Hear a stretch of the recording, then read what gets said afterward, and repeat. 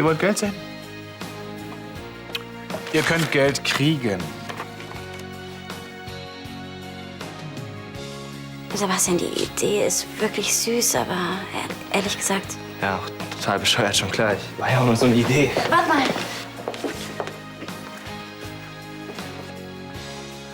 Danke, dass du da warst und an mich gedacht hast.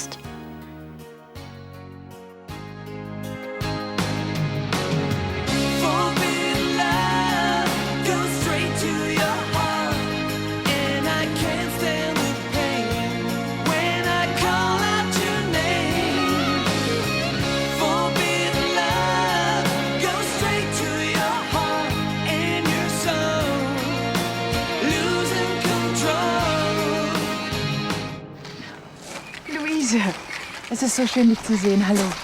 Ich freue mich. Nach so langer Zeit. Gut siehst du aus, Carla. Danke. Das Kompliment gebe ich gern zurück. Darf ich dir meine Privatsekretärin vorstellen? Maria Galdi.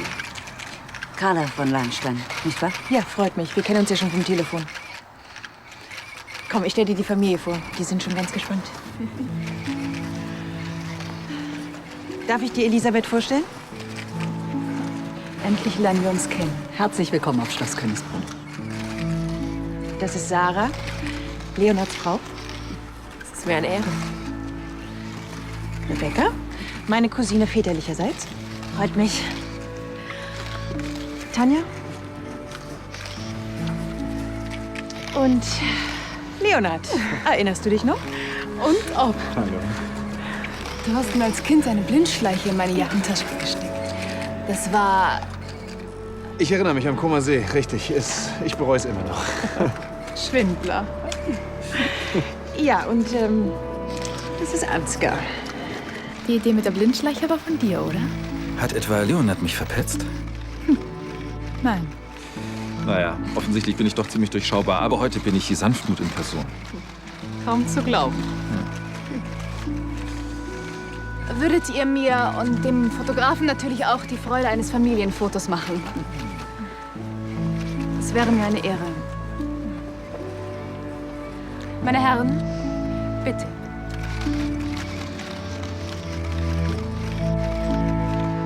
Tja, ich fürchte, deinen Kuchen müssen wir einfrieren. Ach, kommt nicht diese Prinzessin heute in die Stadt? Mein Gott, was machen die ein Gedöns darüber? Weißt du was darüber? Auf dem Schloss gibt es seit 2 Wochen kein anderes Thema mehr. Steht mir morgen bestimmt in der Zeitung. Das interessiert dich doch nicht wirklich, Arno, hm? Wundert mich nur. Ja, man musste wieder aufs Schloss. Die neue Verwalterin hat mir freigegeben. Bis auf Weiteres.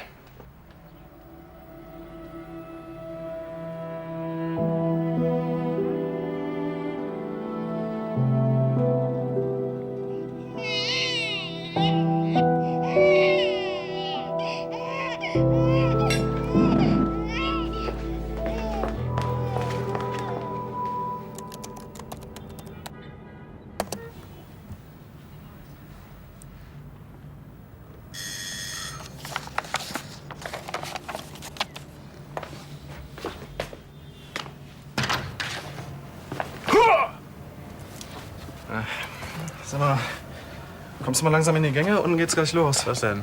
Das Single-Event hast du selber organisiert. Also, was hängst du noch rum? Nein, ich hänge nicht rum, weil ich von Natur aus kein Hänger bin, weißt du? Ho, Entschuldigung. Ja? Ich dachte nur, du wärst vielleicht mies drauf wegen des Hubschraubers. Nein, wegen des Hubschraubers bin ich nicht mies drauf. Ja, genau, auch von Natur aus nicht, schon klar. Ja. Also, kann ich der versammelten Weiblichkeit unten sagen, dass unser Chef Casanova auf dem Weg ist? Ja. Keine Sorge, ich lasse euch nicht im Stich.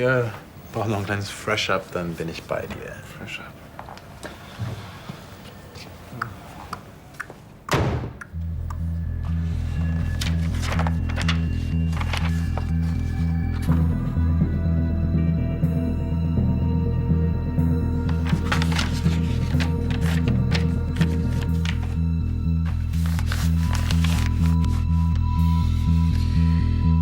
Senor Cortés, der Botschafter von Paraguay, nebst Gattin.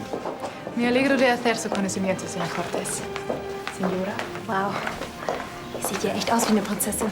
Bull Industries. Direktor von Bull. Ich freue mich ganz besonders. Ganz meinerseits durchlaufen. Schön. Ist das nicht Madame Lacnoix?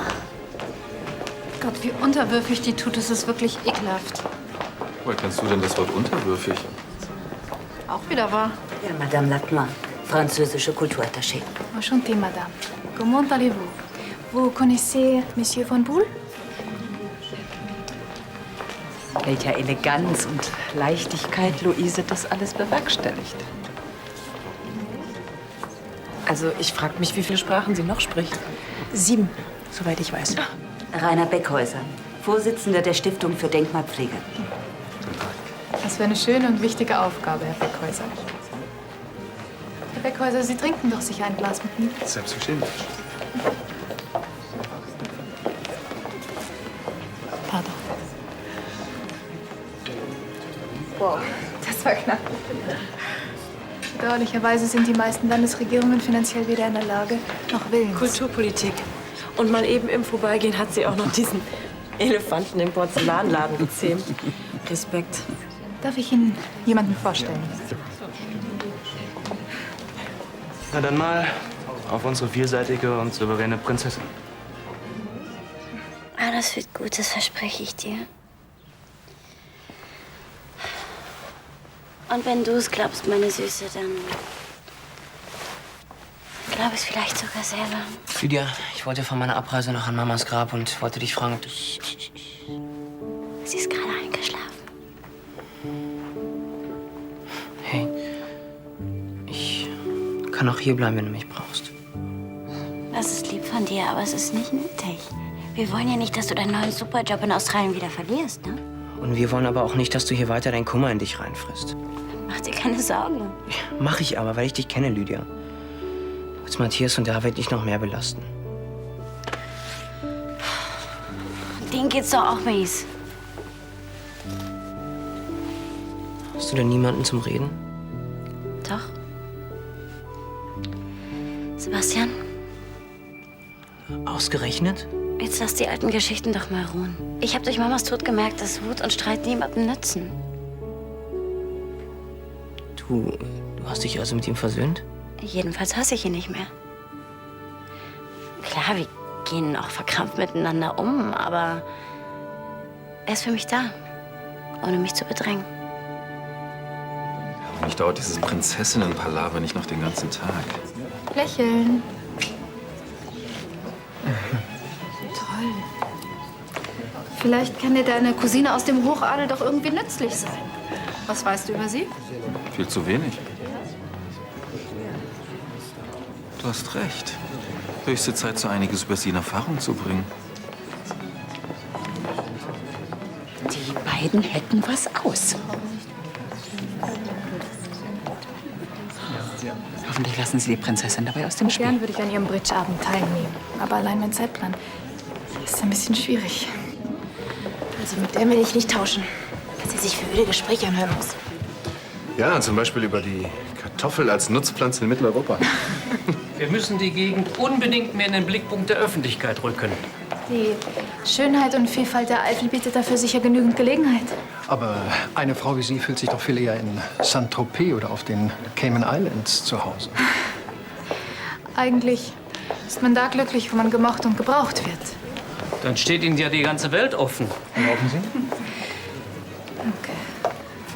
Oh Mann. Das muss sie sich Tag ein, Tag aus anhören. Sie wurde von klein auf dazu erzogen. Und jetzt ist sie eine stilvolle Repräsentantin ihres Standes. Sie war schon als Kind perfekt. Mann, Gregor, hier sind so viele Bedürftige. Ich werde am laufenden Band angebaggert. Zeugt anscheinend von wenig Durchblick und zweifelhaftem Geschmack. Der kleine Gregor vergisst jetzt mal sein Spielzeug und kümmert sich um unsere Gäste. Und sei lieb zu den Frauen. Der kleine Gregor hat aber jetzt keinen Bock, sich mit den Tussen über irgendwelche modischen Trends zu unterhalten. Ja, wenn du eine Frau suchst, die mit dir über Hubschrauber fachsimpelt, dann sollst du am besten zur Luftwaffe. Da hast du mehr Glück. Hubschrauber?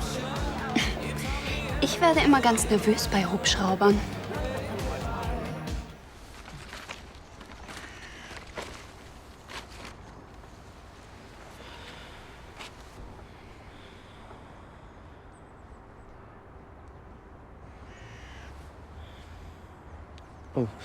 Ich muss leider, mein Flieger geht bald.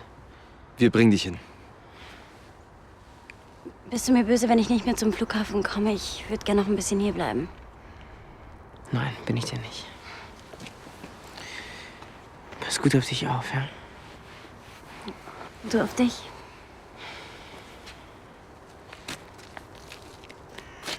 Sag mal, kann ich euch wirklich alleine lassen? Wir sind gar nicht allein. Und wenn was ist, Fabilein, dann lassen wir dich einfach wieder einfliegen. Ich hab dich lieb. Ich dich auch. Tschüss.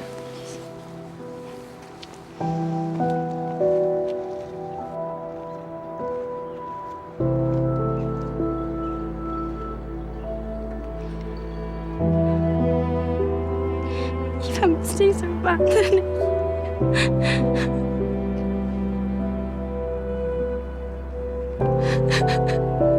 Jetzt brauchst du ja einen Freund, einen guten. Ich will ja für sie da sein, einerseits, aber auf der anderen Seite will ich sie natürlich auch nicht bedrängen. Geh das Risiko ein. Zeig ihr, dass du ihr helfen willst. Wegschicken kannst du dich immer noch. Na super. Geht es dir um dich oder um sie? Um sie, nur um sie. Nach dem Besuch in San Jose bin ich mit meiner Frau an die Küste gefahren. Karibik oder Pazifik? Pazifik, auf die Halbinsel Punta Arenas. Ah, Punta Arenas. Wie ruhig Costa Rica da noch ist. Es war traumhaft. Ein wunderschönes Luxushotel, Schnorchelausflüge. Schnorcheln Sie auch? Gern. In der ersten Woche wurde meine Frau von einer Feuerqualle getroffen. Wir wussten nicht, dass sie gegen das Gift allergisch war. Sie starb innerhalb von 2 Stunden. Während ich ihre Hand hielt.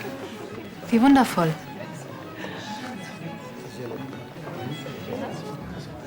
Und überaus tröstlich für Ihre Frau, dass Sie in Ihren letzten Momenten bei ihr waren.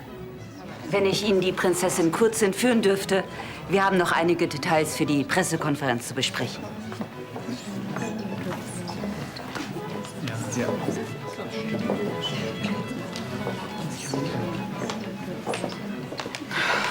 Danke. Länger hätte ich das nicht ausgehalten. Wie kommt's denn, dass du dich so für Hubschrauber interessierst?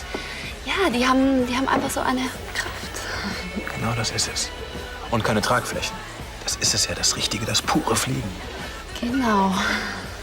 Bist du schon oft in einem geflogen? Ja, schon. Was waren das denn so für Modelle? Ja, also wenn ich ganz ehrlich bin, kam ich gar nicht so richtig zum Gucken. Also ich hatte zu viel zu tun, aber wenn du willst, kannst du mir ruhig mal deinen zeigen. Also ich meine Hubschrauber. Ja, klar. Jetzt willst du auch sicher wissen, was mein Hubschrauber so für eine Rumpflänge hat, oder? Unbedingt. In deinen Träumen. Was? Tut mir leid, ich muss los. Christian! Ich habe keinen Bock mehr auf den Mist hier. Du musst mir helfen. Luise, ich fürchte, Sie müssen sich wieder Ihren Gästen zeigen. Die Pressekonferenz beginnt gleich. Geben Sie mir noch 2 Minuten. Oder wenigstens eine.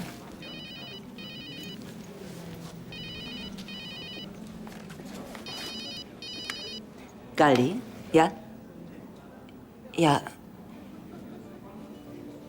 Ja, natürlich. Ich werde es der Prinzessin ausrichten. Ist gut. Ja. Bis dann.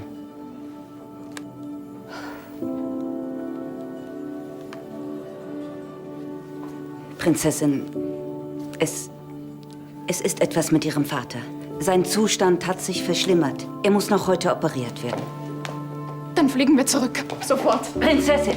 Prinzessin! Es ist der ausdrückliche Wunsch Ihres Vaters, dass Sie hier in Düsseldorf bleiben. Aber er braucht mich. Ich will bei ihm sein. Prinzessin!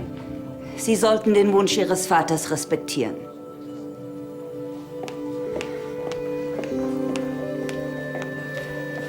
Aber ich habe Angst um ihn.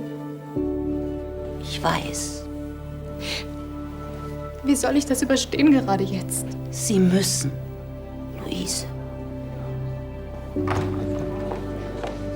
Maria, haben Sie...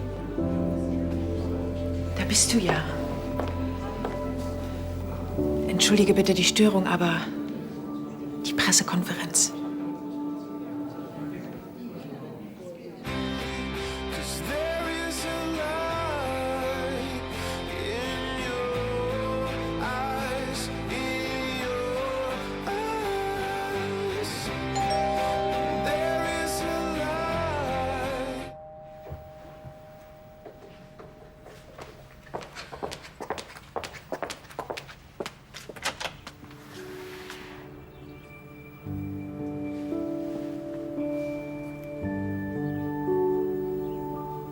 Ein Wort von dir und ich bin wieder weg. Ich bin froh, dass du da bist. Um ehrlich zu sein, wollte ich dich gerade anrufen. Und heute geht es um Jean-Jacques Demont, dem bedeutendsten Künstler des französischen Rokoko. Das ist sein Bild Die Unvernunft der Gefühle aus dem Jahr 1721. Es soll restauriert, geschätzt und versteigert werden. Ja? Wann dürfen wir mit dem Erscheinen der Prinzessin rechnen? Aber die Prinzessin wird natürlich sofort hier sein. Wenn Sie Fragen zum Gemälde haben, bitte. Wir hätten eher Fragen an die Prinzessin. Sie wollen meinen Anblick doch nicht einem Demont vorziehen.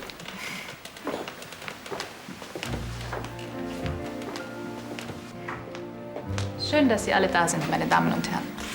Stimmt es, dass Ihr Verlobter Eduard von Tepp sich zurzeit ohne Sie in den Casinos der französischen Riviera amüsiert?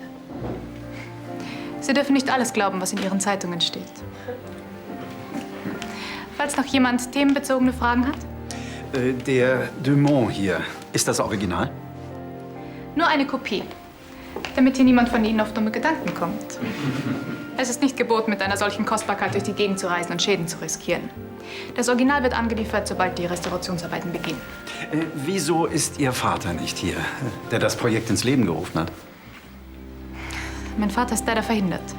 Erfreulicherweise war er der Meinung, ich sei alt genug, ihn würdig zu vertreten. Ich kann nur hoffen, Sie teilen seine Ansicht.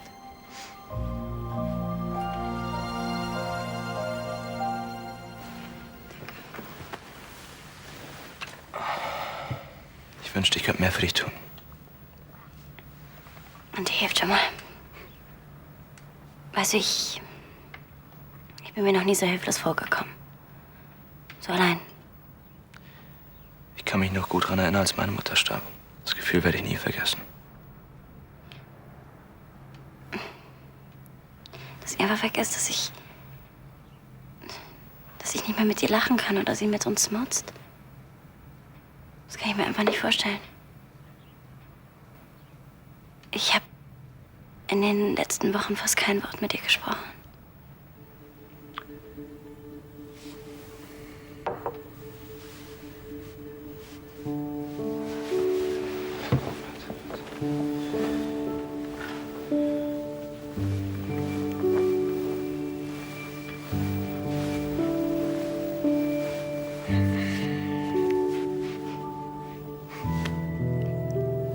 Mein Vater reißt sich zusammen.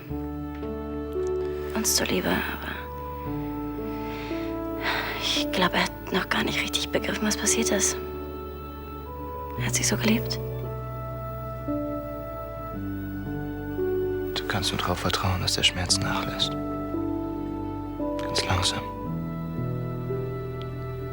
Tag für Tag für Tag. Ich bin froh, dass du da bist.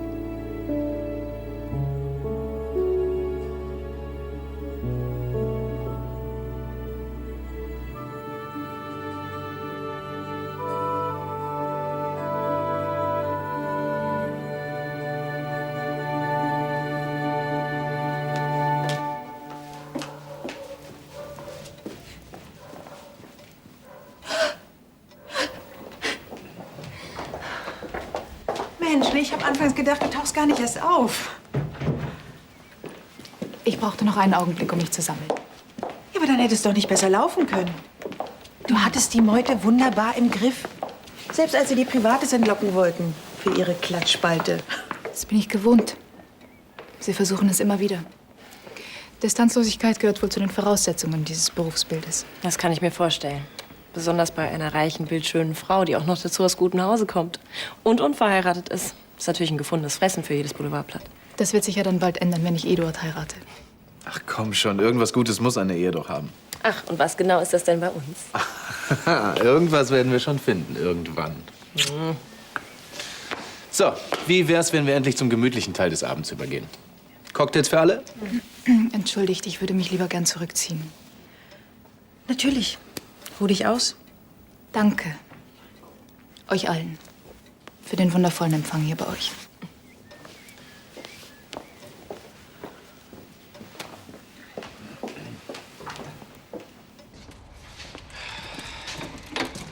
Ich werde beim Familienministerium einen neuen Bruder beantragen. Einen, der mir nicht den ganzen Feierabend mit Schrottsortieren versaut. Jetzt hör doch einmal auf zu maulen. Kiste kannst du da auf die Decke stellen. Hey, Mann! Es wäre ganz schön, wenn die Sachen noch funktionieren würden, bevor ich sie einbaue. Selbst wenn du das ganze Blech da noch ranschraubst, das Schrottteil, das wird... Hey. Das Ding wird nie fliegen.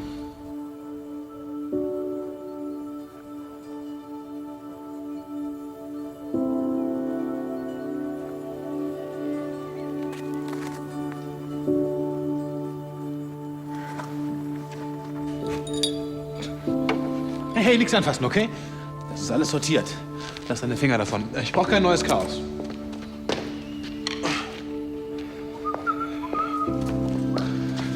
Gregor, stell dich mal nicht so an. Ich kann eh nicht verstehen, was du an dem Ding findest.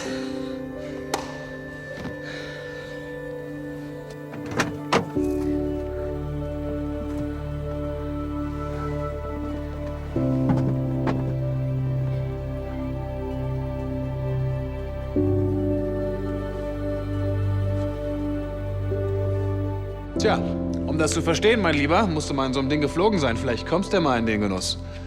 Es ist schon irre, dieses Gefühl von Weite, von Freiheit und das Abenteuer.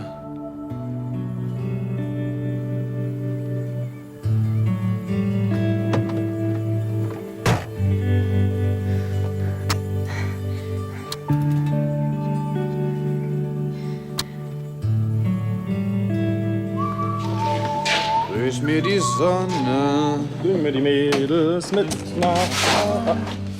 Obwohl, mit den Mädels müsste doch jetzt für eine Weile Schluss sein, oder? Wo du deine ganze Liebe hier in das Blechmonster steckst. Ja, ja. Solange keine kommt, die dafür Verständnis aufbringt. Ja. Motoröl statt Nagellack und Werkzeugkiste statt Designerhandtasche. Viel Spaß beim Suchen. Wahrscheinlich hast du recht. So eine Frau, die müsste erst noch gebacken werden.